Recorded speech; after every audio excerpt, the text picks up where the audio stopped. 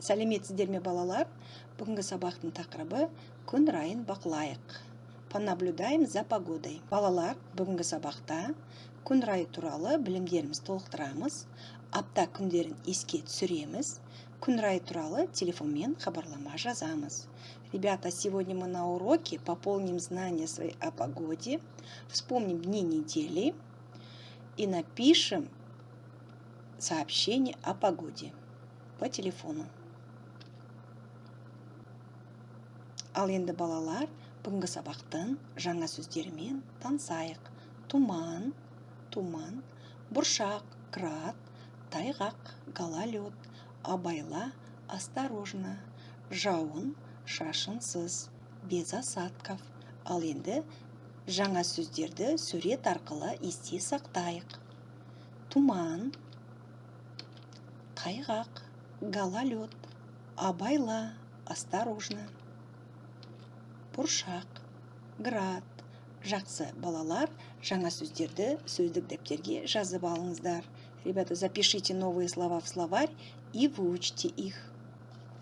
Ойлан. Бірінші тапсырма 64-ші бет. Алдағы аптаның күн райы болжамын айт. Скажи прогноз погоды на неделю.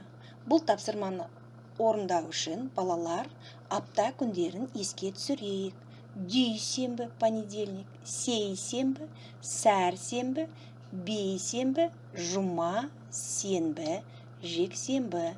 Бұл апта күндері. Үлгі бойынша бұл тапсырманы орындаймыз. Дүйсенбіде күн бұлтты болады. В понедельник погода будет пасмурной. Точно так же вам нужно расписать прогноз погоды от вторника до воскресенья. Это задание отправляйте голосовым сообщением учителю. Үшінші тапсырма 65-ші бет. Метеорологтердің күн райы жайлы болжамдарын тыңда оқы. Внимательно слушаем, читаем прогноз погоды. Бір қатар өңірлерде жауын жауып, тұман түседі. Бұл күні жолға шығу қауіпті. Аздап жел соғады, артынан боран соғады. Күн райы бұлттанып, жаңбыр жауады. Солтүстік өңірлерде көктайғақ болып, жел күшейеді. Күн райы жауын шашынсыз, ашық болады. Кей жерлерде жел күшейіп, бұршақ жауады. Жақсы, балалар. Енді видеоны тоқтатып, мәтінді аудармасымен оқыңдар. Ребята, можете приостановить видео, прочитать предложение с переводом. Анықта. 4-ші тапсырма 65-ші бет. Бұл тапсырманы 3-ші тапсырма бойынша орындаймыз. Это задание, ребят, относится к 3-му тапсырма. Бұл күн райы болжамының қай мезгіліне тән екенін анықта. Вам нужно определить прогноз погоды, к какому времени года относится. Бірінші суретте на первой картине жауын жауып, туман түседі. В 3-м тапсырма первая картина. Жауын жауып, туман түседі. Дождь, туман. Это у нас күз мезгілі. Это бывает у нас осенью. Точно так же внимательно посмотрите на картины и определите, к какому времени года относится этот прогноз погоды.